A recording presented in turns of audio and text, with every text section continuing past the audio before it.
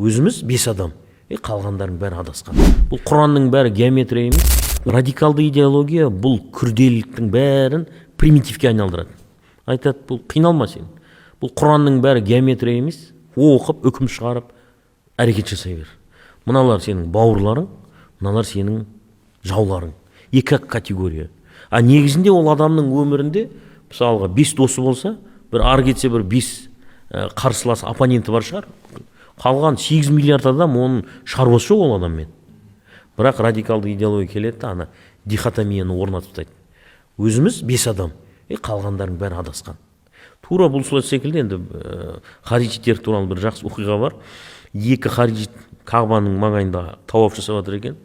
Біреу екіншісіне айтады, білесің бе дейді, осы тауап жасап жатқандардың ішінде біз екеуміз-ақ жұмаққа кіреміз. Мыналардың бәрі тозақ. Анау екіншісі шамалы ақылы жасайды екен. Ой, ондай жұмағын құрсын дейді. Мына адамдардың бәрі тозақ болса, құлшылық жасап жатыр. Сен ғана және мен ғана жұмаққа кірсем, бұл қандай Алланың мейірімі дейді.